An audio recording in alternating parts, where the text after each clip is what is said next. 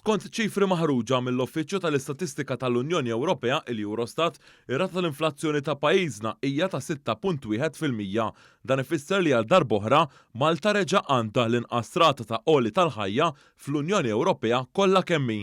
Din ir-rata hija inqas sew mill-medja taż-żona euro li hija ta' 8.6%, 2.5% iżjed mir-rata ta' inflazzjoni ta' Malta. Dan filwaqt li rata ta' Malta tisboq sew ir-rata tal-pajjiżi kollha tal-Unjoni Ewropea li hija ta' 9.6%. Ħarsa li l-figuri madwar l-Unjoni Ewropea turi li bl-inqas qoli tal-ħajja hemm Malta u wara jiġu Franza, il-Finlandja u l-Ġermanja. L-ogħla rati tal-qoli tal-ħajja fiż-żona tal-Ewro kienu fl-Estonja, fil-Litwanja u fil-Latvja.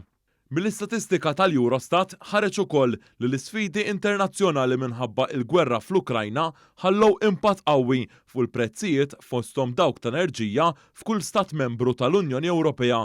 Matul dawn iż-żminijiet ta' sfidi, il-Gvern Malti żamm il-prezzijiet ta' enerġija u tal-fuel stabbli.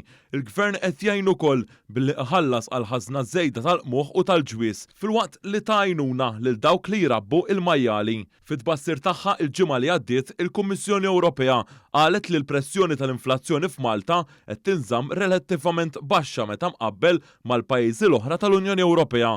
Mid-tbassir ħareġ ukoll li pajjiżna din is-sena se jkollu l-inqas rata ta' inflazzjoni mill-pajjiżi kollha tal-Unjoni Ewropea. Il-Kummissjoni Ewropea qalet li din is-sena l-inflazzjoni f'pajjiżna mistennija tkun darba u nofs inqas minn dik tal-Unjoni Ewropea. Din id-differenza hija dovuta għal politika tal-Gvern li tiżomm il-prezzijiet ta' enerġija u tal-fuel stabbli f'pajjiżna.